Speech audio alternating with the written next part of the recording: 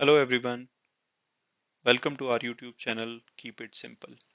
आज के वीडियो में हम डिस्कस करेंगे कि वेदांता में क्या हो रहा है और किन वजहों से इसका शेयर लास्ट 1 वीक में 17% ड्रॉप हुआ है।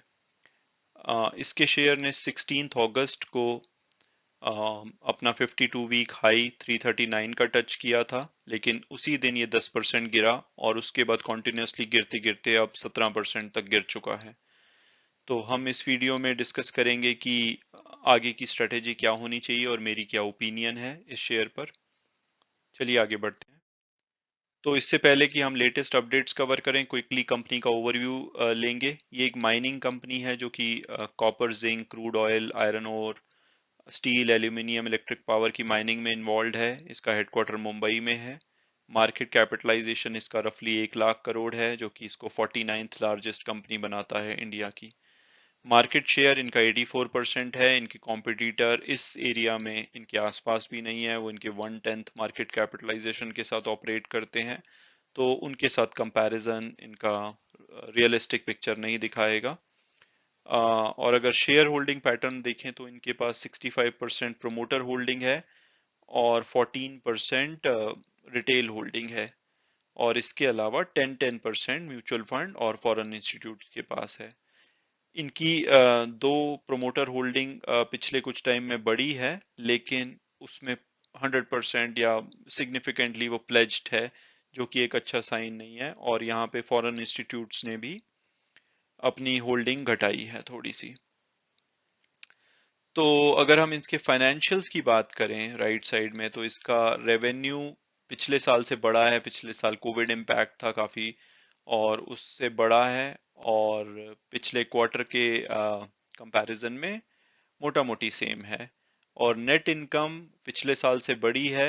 पिछले क्वार्टर से थोड़ी कम दिख रही है, बट पिछली बार एक large one one time item, one time credit इन्होंने बुक किया था, जिसकी वजह से प्रॉफिट बढ़ गया था, इनकम बढ़ गई थी। बट ओवरऑल पिछले क्वार्टर और करंट क्वार्टर के नंबर मोटा मोटी सेम है। और अगर हम टिकर टेप के एनालिस्ट की एनालिसिस को स्टडी करें, तो उन्होंने अपने फॉर्मूला ड्रिवन तरीके से इसके शेयर प्राइस की एक्सपेक्टेशन की 2022 अगस्त में, यानी कि यहाँ से 1 साल बाद क्या होगा, तो उसमें मेजर वेरिएशन है। तो कुछ एनालिस्ट बोलते हैं कि अगर ये गिरने पे आया तो इसका प्राइस 103 रुपए तक गिर सकता है, और अगर बढ़ने पे आया तो ये 479 तक भी जा सकता है। और लेकिन एवरेज जो एनालिस्ट का आ रहा है वो 317 के आसपास आ रहा है, जो कि इसके शेयर ने ऑलमोस्ट लास्ट वीक उसको क्रॉस कर लिया था। तो आगे बढ़ते हैं। तो अब डिस्कस करते हैं कि प्रॉब्लम क्या है। ऐसा क्या हो रहा है कि 17% गिरावट देखी गई। तो पहले पहले इसकी हिस्ट्री के बारे में जानेंगे कि 2018 में इसके शेयर ने 355 का हाई टच किया था और उसके बाद ये कंसिस्टेंटली गिर रहा था पिछले साल कोविड के लॉकडाउन तक। तो 355 से 150 पे आया, और उसका मेजर रीजन था कि इनका एक मेजर साइट है तमिलनाडु में, जहाँ पे कि एक कॉपर की माइनिंग करते हैं, और वहां पे उस प्लांट को इनके शट डाउन कर दिया गया था, क्योंकि उससे एनवायरनमेंट को खतरा था। वहां पे काफी सारी गैसेस रिलीज होती थी जो कि बहुत डेंजरस थी।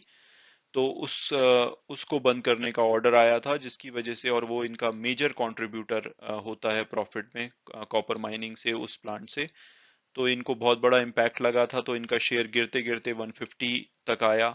और उसके बाद कोविड का जब पहला लॉकडाउन हुआ तो इसके शेयर में मेजर ड्रॉप देखा गया, similar to the other shares. तो इसने 60 का बॉटम टच किया। तो उस टाइम पे तो काफी ज्यादा घबराहट थी, और कंपनी ने उस टाइम इस मौके का, मैं कहूंगा कि फायदा उठाने की कोशिश की, और इन्होंने अपनी कंपनी को डीलिस्ट कराने का सोचा। हालांकि उस टाइम पे ये डीलिस्ट प्राइस इन्होंने 87 रुपीज रखा था। अ, लेकिन LIC जो इनका एक स्टेक होल्डर है, और कुछ बड़े स्टेक होल्डर ने उस प्राइस पे अपना अप्रूवल नहीं दिया, तो इस वजह से वो डीलिस्टिंग हो नहीं पाई। तो उसके बाद इस शेयर ने लगातार बढ़ोतरी देखी, जैसे कि और स्टील के और मेटल शेयरों में हमने देखा था। और इस अप्रैल में वो जो प्लांट था उसको टेम्पररी और आई मीन पार्शियली खोलने की परमिशन भी मिल गई, जो कि इनके लिए बड़ा बूस्ट था। तो उसको देखते हुए इन्होंने पिछले वीक 341 जो कि 52 वीक हाई था उसको टच किया। तो ये यहां तक तो सब कुछ बढ़िया जा रहा था। फिर आया सडनली 10% का ड्रॉप इन ए डे, और उसके बाद भी शेयर गिरने लगा और किसी को समझ नहीं आ रहा था कि हुआ क्या है। तो तब पता लगा कि एक न्यूज आई थी कि मद्रास हाई कोर्ट ने किसी की पिटीशन पे ये डिसीजन लिया है कि ये जो इनकी ट्यूटिकोरिन की साइट है, जो कि इनका मेजर कॉपर प्लांट है, अ, उसको दोबारा से उस उससे जो भी मटेरियल यहाँ पे है, डेंजरस मटेरियल है, गैसेस है, उसको रिमूव करने के लिए कोर्ट का ऑर्डर आया है। तो इनके ऊपर दोबारा से वो खतरा मंडराने लगा है कि वो शायद शट डाउन हो जाएगा। तो उस वजह से मेजर मेजर इसमें ड्रॉप देखा गया।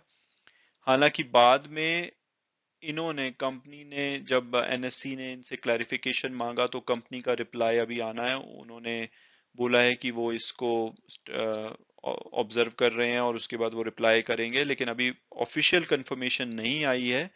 बट ये एक मेजर रीजन माना जा रहा है कि इसकी वजह से इसका शेयर प्राइस गिरा।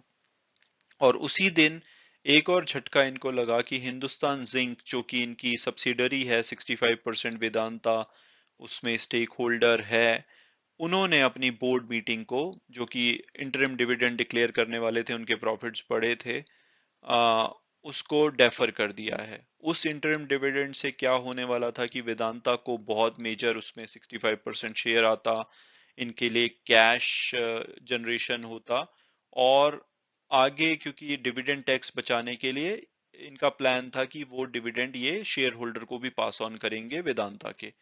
तो overall share holders were very happy कि भाई डिविडेंड आने वाला है, और सडनली उनको पता लगा कि हिंदुस्तान जिंक ने वो मीटिंग डेफर कर दी है और उसका कोई रीजन भी नहीं दिया। हालांकि इनकी नेक्स्ट डे क्लैरिफिकेशन आई कि डिविडेंड पॉलिसी इनकी सेम रहेगी, उसमें कोई चेंज नहीं होगा। लेकिन स्पेकुलेशन आ रहे हैं कि कुछ कॉरपोरेट अनाउंसमेंट्स प्लान हैं, और जब भी वेदांता और वेदांता से रिलेटेड कंपनीज में कॉरपोरेट अनाउंसमेंट होती है तो वो काफी नर्वस कर देती हैं शेयर होल्डर को। तो ये भी एक पीस है जहाँ पे कि वेदांता डाउन प्ले कर रहा है कि एक जस्ट एफर है और कोई चेंज नहीं होगा, बट शेयर होल्डर नर्वस है कि क्या हो रहा है।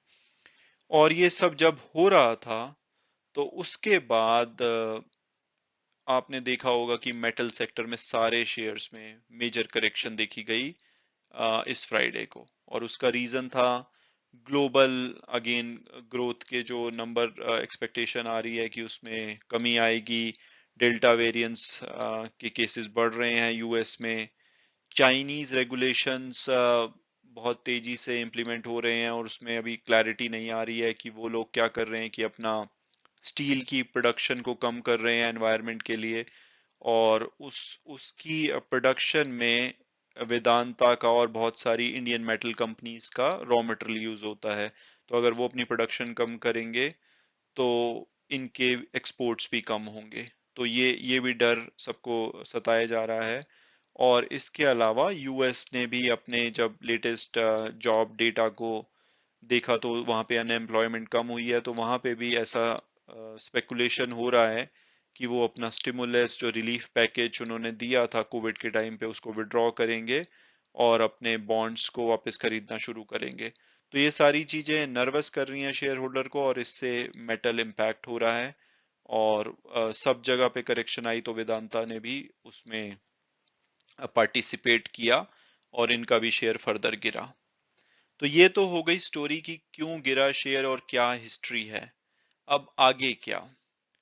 तो आगे अगर आप मेरा ओपिनियन देखें शेयर में, तो जब इन्होंने डी लिस्टिंग प्लान की थी 87 रुपीज पे, तो उस टाइम पे जो इनके मेजर शेयर होल्डर हैं, स्टेक होल्डर हैं, जैसे कि एलआईसी और कुछ बड़े, तो एलआईसी ने जब वैल्यूएशन इसका किया था तो उन्होंने बोला था कि इसका प्राइस 320 होना चाहिए उस टाइम पे। और उस टाइम पे सब लोगों को ऐसा लगा था कि नहीं ये तो LIC कुछ ज्यादा ही बोल रहा है, इतना तो नहीं होना चाहिए, शायद 150 तक होना चाहिए जो कि इसका प्राइस प्री कोविड था। लेकिन आपने देखा होगा कि ये बढ़ते बढ़ते बढ़ते 320 को टच किया, और बहुत सारे एक्सपर्ट ये बोल रहे थे कि LIC ने काफी थॉरो एनालिसिस करने के बाद ही वो प्राइस कोट किया था। तो अगर हम उनकी माने तो इसका प्राइस 320 बनता है लास्ट ईयर के डीलिस्टिंग के टाइम पे। और उसके बाद आपने देखा कि मेटल प्राइसेस में काफी ज्यादा बढ़ोतरी हुई है। ऑलमोस्ट टाटा स्टील ने 200% और काफी सारे मेटल कंपनी इंक्लूडिंग वेदांता ने 100% की रिटर्न एक साल में दी है। तो अगर उस उन चीजों को भी कंसीडर करें तो इसका प्राइस में काफी पोटेंशियल है अपसाइड देखने का। तो जो अगर इसके एनालिस्ट टिकर टेप के एनालिस्ट बोल रहे हैं कि it could go to 479, I don't know कि वो इतना जाएगा, लेकिन इसमें पोटेंशियल है कि ये लेट 300 में जा सकता है। But at the same time मुझे इसकी मैनेजमेंट पे इतना कंफर्ट नहीं आता है, क्योंकि जैसे मैंने बोला कि उन्होंने कोविड का थोड़ा सा फायदा उठाने की कोशिश की कि जब प्राइस काफी गिरे हुए थे तो उन्होंने सोचा कि हम अब मार्केट से सारे शेयर खरीद के इसको डीलिस्ट करा देते हैं। अब पता नहीं कि वो उनका रीजन था या नहीं था, लेकिन ये यही जाता है कि 87 रुपीज में उन्होंने डीलिस्टिंग प्राइस दिया था, जो कि कहीं से भी जस्टिफाई नहीं करता है शेयर होल्डर के ट्रस्ट को। तो मैं ये कहूंगा कि अगर आप लॉन्ग टर्म इन्वेस्टर हैं तो आप ये अपॉर्चुनिटी को यूज कर सकते हैं बाय ऑन डिप्स के लिए।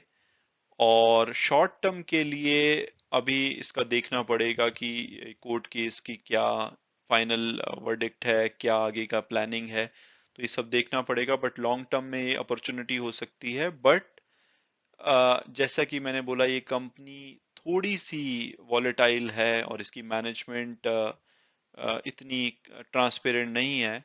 तो ये देखना पड़ेगा कि आगे चलकर क्या होने वाला है इसके साथ।